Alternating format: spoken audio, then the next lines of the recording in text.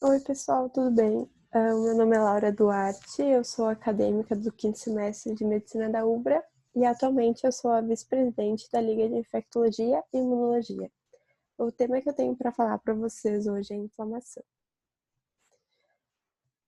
Vamos pensar primeiro o que é a inflamação. Mas antes disso, eu queria falar um pouquinho sobre uma história. Aquela história em que a gente tem essa pelezinha aqui no dedo, eu acho que todo mundo já passou por isso, e essa pelezinha tá te incomodando, e tu vai lá e começa a puxar. E de repente a gente chega e puxa demais. E um tempo depois o nosso dedo tá assim. Então, o que tá acontecendo aqui? Eu acho que ninguém vai olhar pro dedo e vai pensar, poxa vida, meu dedo inflamou. Mas a gente sabe que tem alguma coisa acontecendo, que a gente lesionou o dedo e que o nosso corpo está reagindo. Essa reação é a inflamação. Ela é uma resposta protetora do nosso organismo. Então, aqui a gente lesionou o nosso dedo, então pode entrar bactérias, pode entrar qualquer tipo de micro-organismo, e se atingir a nossa corrente sanguínea, pode chegar em qualquer outro órgão e fazer uma doença, às vezes uma doença séria. Então, o objetivo desse processo inflamatório é tirar a causa dessa lesão e também fazer a reparação do tecido, para que a gente possa refazer a nossa barreira, que é a pele, lembrando lá da imunidade inata, e manter o nosso sistema todo seguro. Então, a inflamação também vai ser um sinal de alerta, porque ela vai trazer as células de defesa para o local da lesão, para que elas possam agir e eliminar qualquer tipo de agente nocivo. E a inflamação ela também faz parte da imunidade inata. Por quê? Diferentemente da imunidade adaptativa, que é específica e mais rápida e melhora cada vez, todas as vezes que a gente puxar a pelezinha do nosso dedo, todas as vezes a resposta vai ser igual. Ele vai ficar assim, ele vai ficar inchado, ele vai ficar vermelho, ele pode sangrar. Não vai ser uma resposta que se adapta àquele ferimento, ela é totalmente inespecífica. Então, vamos focar nesse dedo para poder entender quais são os sinais cardinais da inflamação. A gente olha para esse dedo e a gente vê que ele está inchado, que ele está vermelho. Mas vamos pontuar. O primeiro sinal cardinal da inflamação é o calor. A gente vai tocar nesse dedo e a gente vai sentir que a temperatura está um pouquinho mais elevada. Isso ocorre pelo aumento do sangue no local. E o sangue é quente, então o local vai ser aquecido. O nosso segundo sinal cardinal vai ser o rubor. O rubor é essa vermelhidão no nosso dedo. Também ocorre pelo aumento do sangue no local. E o sangue é vermelho, então o dedo fica vermelho. E o terceiro é o tumor. Na verdade, é o edema. O edema é um inchaço, só que a gente chama de tumor para ficar fácil de lembrar. Então, por que ocorre esse inchaço? A gente vai ter ação de algumas células específicas, que a gente vai falar mais para frente, que vão fazer liberação de alguns mediadores químicos da inflamação. E com isso a gente tem um aumento da exudação de líquidos. Esses líquidos vão sair dos vasos sanguíneos e vão parar nesse tecido. Então a gente vai ter um inchaço da região. O quarto sinal cardinal vai ser a dor. A gente vai tocar nesse dedo, ele vai estar bem dolorido. Essa dor, ela ocorre também pela compressão, mesmo pelo edema de algumas terminações nervosas, pelo estímulo de alguns nociceptores. E o nosso último sinal cardinal, ele vem um pouquinho mais tarde que os outros. Esses quatro primeiros são bem mais antigos, mas é a perda de função. E não tem nada que a gente possa fazer em relação ao fato de que ele não rima com os outros, mas é a perda de função. Vamos tentar deixar mais simples. A gente poderia pensar assim numa pancreatite, que eu tenho o pâncreas inflamado e ele não vai funcionar. Mas a gente também pode pensar no nosso próprio dedo. Ele tá inchado, ele tá dolorido, a gente não vai querer usar ele. Então a gente tem a perda de função. Vamos falar um pouquinho agora da inflamação aguda. A inflamação aguda ela é rápida e curta. Aconteceu a lesão e em horas e dias esse processo termina. A gente vai ter a exudação de líquidos de proteínas plasmáticas e é muito caracterizada pelo acúmulo de leucócitos, principalmente de neutrófilos. Aqui nessa imagem a gente tem a lesão do nosso dedo, tem entradas dos micro-organismos e a gente tem a reação dos neutrófilos indo para acabar com essas bactérias que entraram. Agora, diferente da inflamação crônica, da inflamação aguda, desculpa, a gente tem inflamação crônica aqui. Por que ela é crônica? Ela é mais insidiosa, ela se instala devagarinho. E ela também é mais longa, ela pode durar dias, mas e até anos. Então, por isso que eu botei aqui a aterosclerose, para a gente lembrar da inflamação crônica, que ela demora anos e anos às vezes. Ela também tem os eutrófilos, mas a gente vai ter mais linfócitos e macrófagos. E ela pode também ter a fibrose, que é um tipo de cicatrização do tecido. A gente tem que pensar que a inflamação aguda, ela costuma ser autolimitada. Então, lembrando lá do nosso dedo, a gente teve a lesão no nosso dedo, e as bactérias entraram, e a gente vai ter que recrutar as nossas células de defesa para agir sobre essas bactérias, e depois a gente vai fazer o reparo do tecido. Então, se não entrar mais bactérias, tudo certo, a gente repara o tecido e acabou. Mas se esse agente nocivo fica lá, a gente tem que continuar fazendo o processo inflamatório para tentar primeiro expulsar ele e depois fazer o que a gente tem que fazer, que é realmente reparar o tecido. Então, se a gente ficar com esse agente nocivo, a gente vai continuar tendo inflamação. Isso é caracterizado como inflamação crônica. Então, as etapas da inflamação. Como eu disse, primeiro a gente tem que reconhecer o agente lesivo. A partir disso, a gente vai fazer um recrutamento dos leucócitos para fazer a remoção desse agente, que é a nossa terceira etapa. Depois disso, a gente tem que fazer uma regulação na nossa resposta. A gente não pode fazer tempestade em copo d'água. A gente não pode ter um micro-organismo e trazer todas as nossas células. A gente tem que fazer uma regulação, porque se a gente não tiver uma regulação adequada, a gente pode ter até uma doença autoimune, por exemplo, ou reações de hipersensibilidade, que também é outra aula do nosso curso. Depois que a gente faz a remoção, a gente regula a nossa resposta, a gente consegue agir e fazer o reparo do nosso tecido, ou seja, o nosso dedo vai voltar, tá tudo bem com ele. Nessa imagem, a gente ilustra um pouco melhor o processo inflamatório em si. Então, aqui a gente está vendo o espinho que está entrando, atravessando a barreira da pele, e com isso as bactérias conseguem invadir o corpo pela epiderme, ou seja, elas querem entrar no sangue, elas querem ir para todo o nosso corpo. A partir dessas bactérias, elas vão ter toxinas, elas vão ter antígenos, e com isso a gente vai ter estímulo no nosso sistema imune. Então, a superfície dos mastócitos vai ser estimulada por essas toxinas, e com isso elas podem liberar histamina. E a histamina ela pode agir no vaso. E a histamina no vaso, a gente tem que lembrar que ela aumenta a permeabilidade vascular. E com isso a gente permite que essas células que estão aqui no sangue, elas consigam passar entre as células endoteliais. Então, com a passagem dessas células, a gente consegue a diapedese, que é essa passagem mesmo. Depois que esses neutrófilos saíram do nosso vaso sanguíneo, eles conseguem chegar lá no local da lesão e fazer a fagocitose das bactérias que precisam ser feitas. Então, agora a gente vai sintetizar mais ou menos o que cada célula pode fazer e o que acontece em cada parte da inflamação.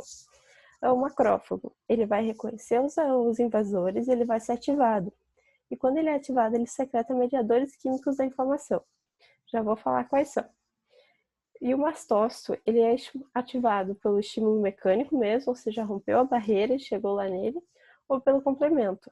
E ele vai liberar as histaminas que aumentam a permeabilidade vascular. Então, esses mediadores liberados pelos macrófagos e as histaminas pelos mastócitos, eles vão agir nas nossas células endoteliais. Então, a gente pode ter a vasodilatação. Lembrando, as células de defesa, eu preciso delas para acabar com o meu agente lesivo. E elas estão no sangue, então eu preciso de mais sangue no local. Se eu vasodilato, ou dilato as minhas artérias, eu consigo trazer mais sangue no mesmo momento. Então, a gente vai ter a vasodilatação. Depois disso, a gente vai ter a permeabilidade, que ela é aumentada, para poder fazer a diapedese, ou seja, para as células que estão dentro do vaso conseguirem sair, irem para os tecidos. A gente também vai ter os fatores de coagulação agindo. Por quê? Porque lembra que eu falei que a bactéria ela quer chegar no nosso sangue para poder se espalhar para as outras regiões do corpo? Eu quero tentar isolar esse local, porque se ela chegou no sangue, eu quero que esse sangue fique parado ali. Então, eu vou fazer uma leve coagulação. A gente também vai ter a ativação endotelial. Isso aqui é um pouquinho mais difícil de entender, mas é a ativação endotelial que permite que o leucócito que está na corrente sanguínea, ele chegue perto da margem ali, da parede do vaso, e consiga sair para fora. É a partir da ativação endotelial. Então, vamos resumir quais são os componentes da inflamação aguda. A gente vai ter alterações vasculares e eventos celulares. As alterações vasculares elas vão ser a vasodilatação e o aumento da permeabilidade vascular, além da ativação das células endoteliais. Aí, pensando já em eventos celulares, a gente tem a migração dos leucócitos que estão no sangue para o foco da lesão. Isso a gente vai chamar do recrutamento, e com isso eles vão se ativar para poder agir nesse local. Mas quais são os estímulos? O que causa essa inflamação aguda? A gente pode ter infecções, a gente pode ter o trauma, a gente pode ter agentes químicos e físicos, assim, vai queimaduras, a radiação, a própria irradiação do sol, necrose tecidual. Vamos lembrar que no infarto a gente tem neutrofilia, corpos estranhos e ainda reações imunológicas, que a gente pode pensar em doenças autoimunes. Tá, eu entendi um pouco do processo, Laura, mas como é que o meu corpo sabe o que é agente lesivo, o que é agente nocivo? Para isso, a gente precisa fazer o reconhecimento. E esse reconhecimento, ele é feito a partir dos receptores de reconhecimento de padrões. Ou seja, são receptores que a gente tem no nosso corpo que reconhecem padrões. Eles reconhecem coisas que são comuns a micro-organismos e células mortas. Então, tudo que tiver isso, ele vai agir perante para poder expulsar ou acabar com aquilo, porque ele sabe que é um problema. Então, os principais receptores de reconhecimento de padrões que a gente tem no nosso corpo é os receptores tipo TOL e o inflammassomo. Esse cara bonito aqui no meio, ele é o receptor do tipo TOL, ou como algumas pessoas podem falar, receptor TOL-like. Os receptores do tipo TOL, eles ficam em membranas plasmáticas e nas membranas dos endossomos. Eles vão agir perante micro-organismos que são extra e intracelulares. E o que eles vão fazer é ativar fatores de transcrição e com isso eles vão produzir proteínas que vão ajudar na inflamação. Além do receptor do tipo TOL, a gente tem o inflammassomo. O inflammassomo ele já é um complexo que ele é citoplasmático e ele reconhece produtos que são das células mortas daí. Aí eu botei um pouquinho aqui para a gente saber o ácido úrico e a TPS celular, por exemplo. Ele vai fazer a ativação da caspase 1. E a caspase 1 ela vai crivar a IL-1-beta para fazer o recrutamento dos leucócitos. Então tá, vamos pensar nas alterações vasculares agora. Eu disse que a gente tinha o aumento do fluxo sanguíneo para vasodilatação. Então a gente precisa desse sangue porque é nele que estão as células de defesa do nosso corpo. E essas células elas precisam ter como sair do vaso, então a gente precisa ter o aumento da permeabilidade vascular. E esse aumento, ele propicia a formação do exsudato. O exsudato é quando um líquido rico em proteínas ele sai para o extravascular. E é isso que causa o edema. O conceito do edema, na verdade, é o acúmulo de líquidos nos espaços extravasculares, ou seja, o sangue saiu do intravascular para o extravascular. O edema ele pode ser exsudato, mas também pode ser o transsudato. A diferença entre os dois é que o exsudato ele vai ser rico em proteínas e o transsudato não. Agora, os eventos celulares. Eu disse que a gente tinha o recrutamento e a ativação dos leucócitos. Os leucócitos eles vão ser importantes porque eles conseguem ingerir e destruir os agentes lesivos. Eles também conseguem eliminar tudo que é necrótico e substância estranha que está ali e não deveria estar. Então, esses leucócitos, eles podem tentar fagocitar e se eles não conseguirem, eles vão tentar fazer liberar algum tipo de substância. Só que essas substâncias, elas também podem acabar lesando os tecidos normais. E essas substâncias são as famosas espécies reativas do oxigênio, também tem do nitrogênio, como o óxido nítrico, e algumas enzimas lisossomais. Eu botei algumas aqui para quando a gente lê, a gente saber o que a gente está lendo. Tem a lisozima, a colagenase, gelatinase, lactoferrina, entre outras. Então, a gente já viu a importância dos leucócitos, mas como que eles saem do sangue e vão para lá? Como que eles são recrutados? Como funciona o recrutamento? Então, a gente olha essa imagem aqui do Robbins e a gente pensa, meu Deus, eu desisto de imunologia. Mas essa imagem ela pode ser resumida em 4 passos. Primeiro, a gente vai ter uma marginação e uma rolagem ao longo da parede do vaso, ou seja, esse leucócito vai estar aqui, feliz nadando na nossa corrente sanguínea e de repente ele precisa chegar no local porque a gente tem um processo inflamatório. Então ele vai lá, vai começar a girar, ele está rolando. E ele chega perto da periferia, ou seja, ele chega perto da margem da parede do vaso, por isso marginação. E ele está rolando, até que as proteínas, os receptores que estão ao redor dessa superfície, eles vão fazer uma aderência firme ao endotélio. Então, com essa aderência, eles conseguem sofrer modificações, ou seja, aqui a gente já está vendo que ele está bem diferente daqui, e eles vão poder fazer a transmigração entre as células endoteliais.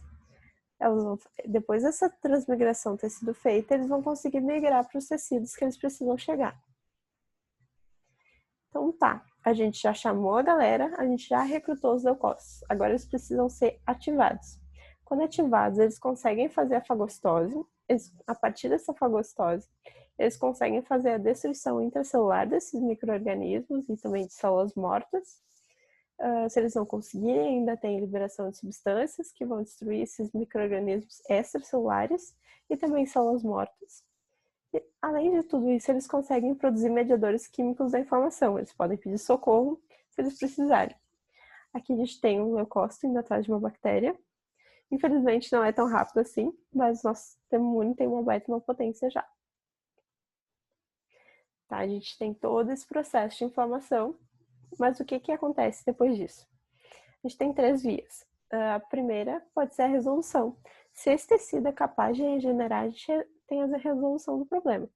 Então, lá do dedo, foi só uma lesão do tecido epitelial, e o tecido epitelial ele se regenera. Então, tudo bem, nunca mais veremos a lesão se a gente não fizer outra. A segunda via que a gente pode ter é a inflamação crônica. Ou seja, o agente nocivo, por algum motivo, não conseguiu ser removido. Ele é um agente resistente, ou ele é por exemplo, tem uma casquinha e tu continua tirando essa casquinha, tu não tá conseguindo fazer o reparo, tu não tá conseguindo resolver, tá sempre tentando bactéria. Então a gente pode ter inflamação crônica sim. E a última via é a cicatrização. A cicatrização, ela é típica de tecidos que não se regeneram, ou quando a gente tem uma destruição tecidual tão extensa que a gente não consegue resolver simplesmente, então a gente acaba cicatrizando. Então agora vamos pensar um pouco mais em patologia. Quais são os padrões morfológicos da inflamação? A gente tem 4 principais padrões. O primeiro é a inflamação serosa.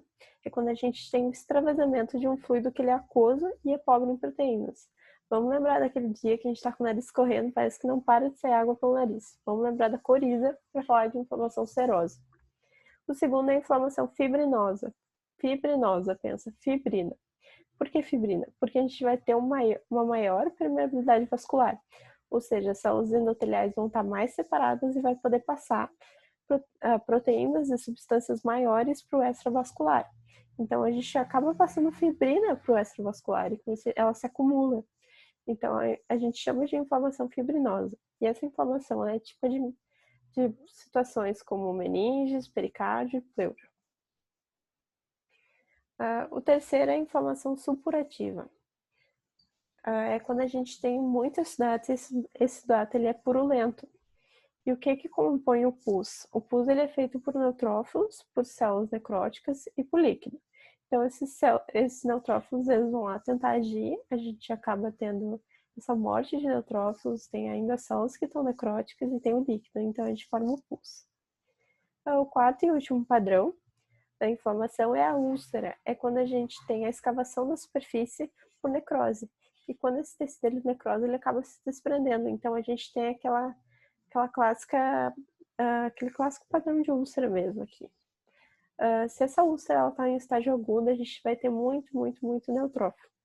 Mas se essa úlcera está em um estágio mais crônico, a gente vai ver que as margens e a base ela acabam cicatrizando, mas a gente ainda tem muitos linfócitos, macrófagos e plasmócitos agindo na região. Então agora vamos falar um pouquinho dos mediadores químicos da inflamação.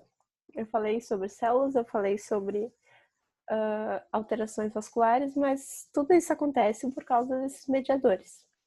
Esses mediadores, eles podem ser produzidos no local, pelas próprias células do local, ou eles podem ser circulantes no plasma. E daí eles seriam sintetizados no fígado e seriam ativados no local da inflamação. Os mediadores produzidos localmente, aqui pelas células, a gente tem a histamina, tem a serotonina, prostaglandinas, leucotrienos, as enzimas reativas de oxigênio e de nitrogênio, citocinas, entre outros. Quando a gente fala em mediadores que são produzidos no fígado e são circulantes no plasma, a gente tem as proteínas do complemento, o sistema de cininas, aí a gente pensa na bradicinina, e os fatores de coagulação. Como que eu organizo melhor todos esses mediadores? A gente vai dividir em 3 classes. A gente tem primeiro os mediadores derivados de células, a gente tem depois mediadores que são derivados daí de proteínas plasmáticas, e por último a gente vai ter os mecanismos anti-inflamatórios. Vamos entrar então na primeira classe, que são os mediadores derivados de células. A gente pode falar nas aminas vasoativas. Dentre elas, a gente tem principalmente a histamina e a serotonina. A histamina a gente já conhece, a gente sabe que faz um aumento da permeabilidade vascular. Ela é produzida por mastócitos, basófilos e plaquetas. Ela é liberada em grânulos se a gente tiver uma lesão física e algumas reações autoimunes em resposta ao IgE. E ela faz a dilatação das arteríolas daí. Então, agora falando da serotonina, ela está contida nos grânulos das plaquetas e ela vai fazer a vasoconstrição durante a coagulação. Ela também vai ser produzida em neurônios e células enterocromatínicas. Além das aminas vasoativas, a gente tem os metabólitos do ácido araquidônico. A gente vai ter 2 principais vias que são importantes. A via da ciclooxigenase e a via da lipooxigenase. A gente chama de COX e de LOX. Os metabólitos aí da via da COX são as prostaglandinas e os tromboxanos.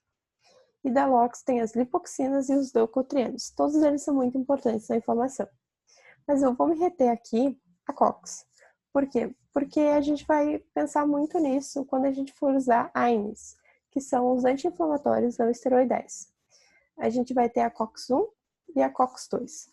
A COX-1 ela é a chamada de constitutiva. Por que constitutiva? Porque ela está em quase todas as células, porque ela vai fazer funções homeostáticas, ou seja, ela está relacionada ao equilíbrio hidroeletrolítico nos rins, está relacionada à citoproteção no trato gastrointestinal e também na coagulação.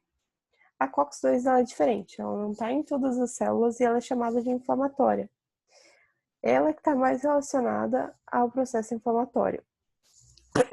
Porém, a gente pode acabar tomando um anti-inflamatório que não é tão seletivo, e ele pode agir sobre a COX-1 e sobre a COX-2. E se a gente inibir as duas, a gente acaba inibindo a 1, que ela é muito importante para algumas funções homeostáticas. A gente pode pensar daí na citoproteção do trato gastrointestinal. A gente pode ter uma úlcera se a gente inibir a COX-1. Então, a gente tem anti-inflamatórios que são seletivos e não seletivos. Não seletivos são aqueles que agem sobre a COX-1 e a COX-2. E os seletivos são aqueles que agem só sobre a COX-2, ou principalmente sobre a COX-2. Então, os principais são os coxíbeos e a gente também pode pensar no nimesulida. Então, por exemplo, se a pessoa tem gastrite, a gente vai pensar em dar um nimesulida e não um ibuprofeno ou outros tipos de anti-inflamatórios. Além das aminas e dos metabólitos do ácido araquidônico, a gente tem as citocinas. As citocinas são várias, mas aqui a gente vai pensar no fator de necrose tumoral e na interleucina, e também nas quimiocinas. As principais citocinas que estão na inflamação aguda são o TNF, que é o fator de necrose tumoral, a interleucina 1 e a interleucina 6, além das quimiocinas. Já na inflamação crônica, a gente vai pensar no interferon gama e na interleucina 12. Então, vamos falar um pouquinho sobre o TNF e a interleucina. Eles são produzidos e liberados por macrófagos ativados, mastócitos e células endoteliais. E quando eles estão na circulação, eles vão induzir a famosa reação de fase aguda sistêmica. É aquele tipo de quadro que a gente tem quando a gente está com um problema, alguma doença que tem inflamação por trás, e a gente está se sentindo prostrado, a gente está com febre, letargia, a gente tem a pressão arterial baixa, e com isso a gente também vai ter a síntese hepática de proteínas de fase aguda. Inclusive, elas podem ser vistas em exames laboratoriais, e com isso a gente sabe se a doença daquela pessoa está em uma fase inflamatória ativada ou se ela tem algum tipo de inflamação mesmo. Então, agora falando de quimiocinas, as quimiocinas elas vão agir no recrutamento dos leucócitos na inflamação e elas também vão ser ligadas aí aos receptores nas células-alvo que são acoplados à proteína G. Agora a gente vai falar das espécies reativas de oxigênio, que a gente já tinha falado antes, e uma das espécies reativas de nitrogênio, que é o óxido nítrico. Dentro das espécies reativas de oxigênio, a gente vai ter a destruição dos micro-organismos fagocitados e das células necróticas pelos leucócitos. Por que eu estou falando sobre elas agora? Em níveis baixos, elas vão fazer o aumento da expressão de moléculas de adesão, de citocina e de quimiocina, ou seja, elas vão atuar na inflamação. Só que se essas espécies estiverem em níveis altos, a gente vai ter lesão tecidual. Lembra que eu falei que se a gente continuar tendo uma inflamação crônica, a gente pode acabar lesando os nossos tecidos normais. E agora o óxido nítrico. O óxido nítrico está muito associado aos macrófagos e às células endoteliais. Nos macrófagos, ele vai ser uma citotoxina. Ele vai fazer a destruição de patógenos e também vai agir perante células tumorais. Mas se ele for produzido por células endoteliais, ele vai agir no relaxamento e na vasodilatação. Aí a gente pode pensar no caso de quando a pessoa tem uma constrição ou algum tipo de obstrução em uma artéria coronária, tem uma angina, ela tem um infarto, a gente pode dar algum tipo de óxido nítrico, aqueles nitratos, famosos nitratos, e com isso ela tem a vasodilatação e ela reduz aquela dor no peito que ela sente. Agora mudando um pouquinho de classe, então. A gente falou dos mediadores derivados de células, e agora a gente vai falar de mediadores derivados de proteínas plasmáticas. A gente tem o sistema do complemento, que a gente tem uma aula no curso só sobre isso, mas lembrando que alguns componentes eles vão fazer o aumento da permeabilidade vascular e também a vasodilatação. O C5A ele vai ativar a via da lipoxigenase em alguns fagócitos. A gente tem também a quimiotaxia e o C3B ele pode atuar também como opsonina. Além do complemento, a gente vai ter sistemas de coagulação e das cininas. Então, a partir do fator de Heidmann, que é um fator comum para algumas vias, a gente tem esses famosos sistemas aqui. O das cininas, que a gente tem que pensar que a importância dele é a formação final, porque ele forma a bradicinina, que assim como a histamina, ela vai fazer o aumento da permeabilidade vascular e a vasodilatação. A partir desse mesmo fator, a gente tem o sistema de coagulação, o sistema fibrinolítico e o sistema complemento. Agora, mudando de classe, os mecanismos anti-inflamatórios. Os macrófagos, dependendo do estímulo que eles têm, eles podem ter um fenótipo específico. Então, se ele estiver, por exemplo, exposto ao LPS, que é o lipopolissacarídeo, o interferão gama e o fator estimulador de colônias de granulócitos de macrófagos, ele vai sentir que ele precisa ser um macrófago inflamatório. Então, ele vai ser aquele M1, o famoso macrófago que a gente conhece, que é aquele que fagocita. Então, ele vai secretar a IL-1-beta, o TNF, a IL-12, IL-18 e IL-23. Ele vai fazer o início e ainda vai sustentar o processo inflamatório. Mas se a gente tiver uma mudança nessas citocinas do meio, se esse meio for diferente, ele tiver novos estímulos, ele vai ser um M2. E esse M2, dependendo das citocinas que a gente pode ter vários subconjuntos ainda, o M2A, B, C e D, dependendo da exposição, por exemplo, se tem complexos imunes, se tem fungos, se tem eumintos, dependendo dessa exposição, ele vai agir de uma determinada maneira. E daí, se ele for um M2, ele vai secretar a IL-10 e a IL-12. E aí, ele, em vez de agir na inflamação, ele pode agir no controle de parasitas, na remodelação dos tecidos, na regulação da resposta e no reparo tecidual.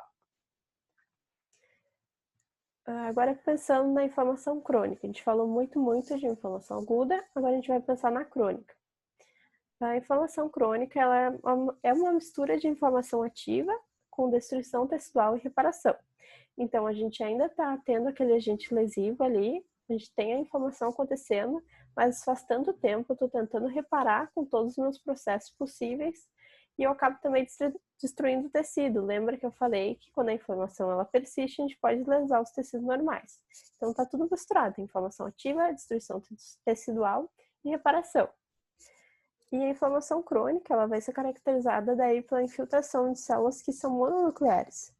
Vamos lembrar que os neutrófilos eles são conhecidos também como polimorfonucleares. Então aqui a gente vai pensar em células mononucleares. Aí entram os macrófagos, os linfócitos e os plasmócitos. Os três principais fatores que causam a inflamação crônica, aí a gente pensa em infecções que são persistentes ou são micro-organismos que são difíceis de erradicar. A gente também pode pensar em doenças que são imunomediadas, ou a gente pode pensar em alguma exposição prolongada ao agente tóxico. A pessoa tem uma reação inflamatória, algum alimento ou algum fármaco e ela continua fazendo uso, ela continua consumindo essa substância, ela vai continuar tendo a inflamação. Então, quais são as células e os mediadores que vão atuar na inflamação crônica?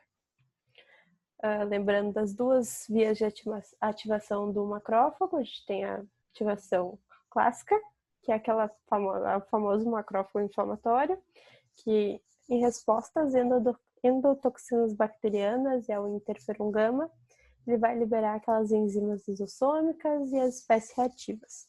Mas se ele tivesse sido ativado de maneira alternativa, ele pode, a partir de IL-4 e IL-13, ele vai liberar daí fatores de crescimento para angiogênese, ou seja, formar novos vasos, para fibroblastos e síntese de colágeno, ou seja, ele está construindo de novo o tecido.